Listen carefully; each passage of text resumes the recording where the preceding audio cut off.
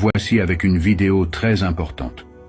Aujourd'hui, je souhaite aborder certains métiers que beaucoup de gens pratiquent sans en connaître les implications religieuses, ou bien qu'ils pratiquent en toute connaissance de cause. Selon notre religion, ces métiers génèrent des revenus haram et sont malheureusement très courants de nos jours. Tout d'abord, un musulman doit gagner sa vie de manière halal, exercer des activités halal, consommer de la nourriture halal et nourrir sa famille avec des aliments halal. S'il ne respecte pas cela, les ayants droit se plaindront de lui. Son propre corps témoignera contre lui, et sa femme et ses enfants le réprimanderont au jour du jugement en disant « Ô Allah, il nous a nourris avec des choses haram. Nous nous plaignons de lui. » L'être humain n'est jamais obligé de recourir au haram. Il existe toujours des moyens d'éviter les interdits. Chaque personne doit chercher à gagner sa vie de manière halal. Un jour, le messager d'Allah, sallallahu alayhi wa sallam, serra la main de Saad al-Ansari. En remarquant que ses mains étaient calleuses, il lui demanda « Que signifient ces marques sur tes mains ?» Saad répondit « Ce sont les traces de la pelle et de la houe. Je travaille avec elles pour subvenir aux besoins halal de ma famille. » Le prophète sallallahu alayhi wa sallam dit alors « Ces mains ne seront jamais touchées par le feu. » Récemment, la pression croissante du capitalisme pousse certains de nos frères et sœurs, dont la foi est fragile, vers des voies haram. Selon le prophète sallallahu alayhi wa sallam, un temps viendra où les gens ne se soucieront plus de savoir si leurs biens sont acquis de manière halal ou haram. Voici donc quelques moyens modernes de gagner de l'argent que l'islam considère comme haram. Tout d'abord, les transactions frauduleuses, c'est-à-dire gagner de l'argent en trompant les gens. Un jour, le prophète sallallahu alayhi wa sallam passa par un vendeur de blé au marché. Il plongea sa main dans le tas de blé et sentit que ses doigts étaient mouillés. Il demanda alors au vendeur « Pourquoi cette humidité ?» L'homme répondit « C'est la pluie qui l'a mouillé, ô messager d'Allah. » Le prophète sallallahu alayhi wa sallam dit alors « Pourquoi n'as-tu pas mis cette partie humide sur le dessus pour que les gens puissent la voir et ne pas être trompés? Quiconque nous trompe n'est pas des nôtres. » Quelle que soit la méthode utilisée, la tromperie et la fraude sont strictement interdites. Ce hadith illustre une situation fréquente de nos jours. Cacher les défauts d'un produit, mélanger du lait avec de l'eau, vendre des produits de qualité inférieure en les présentant comme de haute qualité, etc. Tous ces actes tombent sous la menace du hadith « Quiconque nous trompe n'est pas des nôtres ». Gagner de l'argent par ces moyens est haram. Deuxièmement, les professions d'avocat et de juge. Le métier d'avocat consiste essentiellement à représenter quelqu'un. Si une personne ne peut pas se défendre correctement devant un tribunal, elle peut confier cette tâche à un avocat. Cela est permis. Cependant, il n'est pas permis de défendre un client en sachant qu'il est coupable pour le faire paraître innocent. Les professions d'avocat et de juge sont délicates et sensibles. Si ces professions sont exercées avec l'intention de réduire l'injustice, de défendre les opprimés et de maintenir la justice, elles sont considérées comme des actes de culte dans notre religion. Cependant, s'ils sont utilisés pour opprimer et commettre des injustices, l'argent gagné devient haram. Troisièmement, le commerce d'objets interdits. Tout comme il est interdit de fabriquer quelque chose de haram, il est également interdit de le vendre. Par exemple, les instruments de jeu de hasard, les instruments de musique interdits et les statues. Ces objets sont généralement utilisés pour des fins haram, donc leur commerce est également interdit. Quatrièmement, la contrebande. Selon notre religion, les réglementations de l'État en matière de commerce doivent être respectées.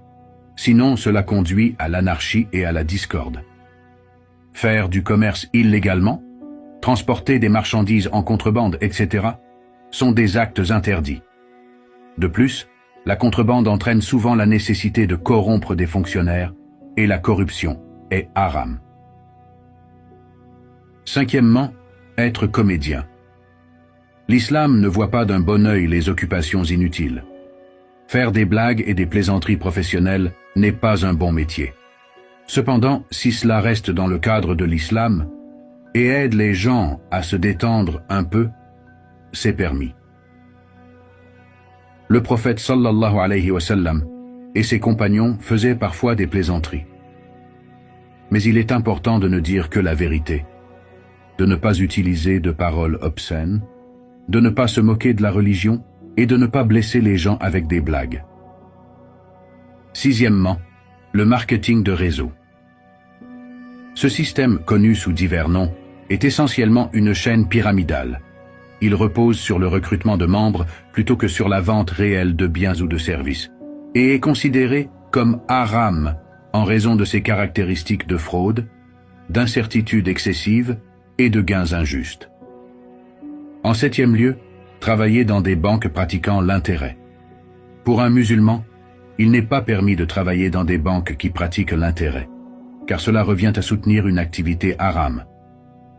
Allah Azza wa Jalla dit clairement dans le Coran de ne pas coopérer dans les actes de péché, coopérer dans la bonté et la piété.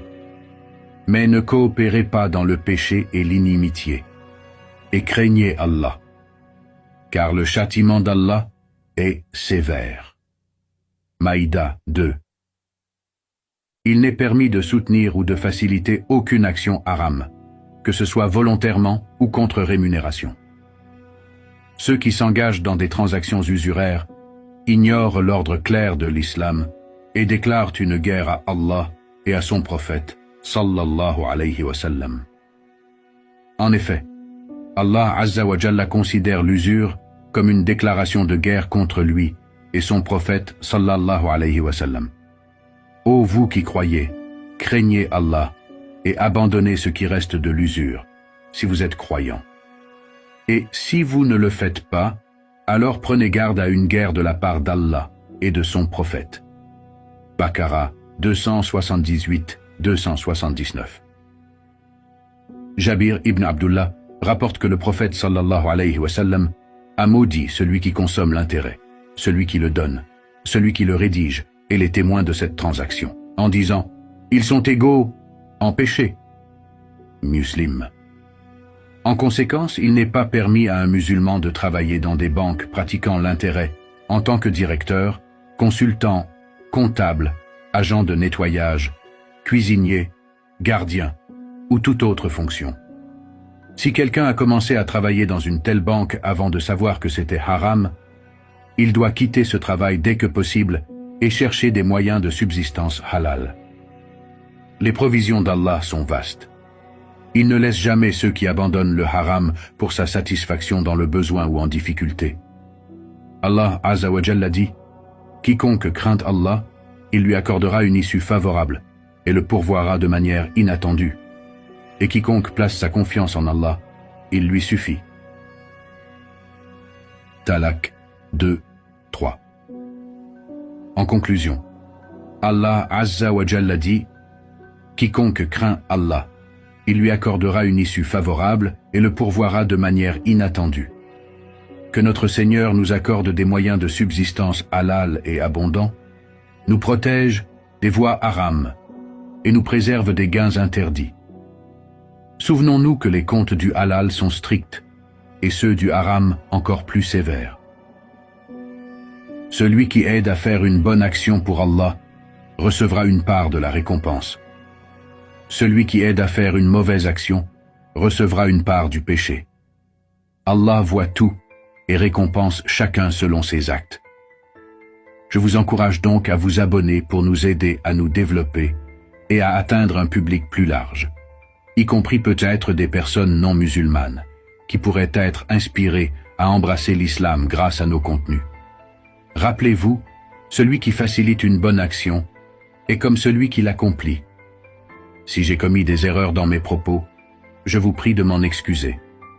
Ces erreurs sont de ma part et ne reflètent ni l'islam ni les paroles d'Allah. J'espère vous retrouver très bientôt pour une nouvelle vidéo. D'ici là, que Allah vous garde en sécurité. Assalamu alaikum wa rahmatullahi wa barakatuh.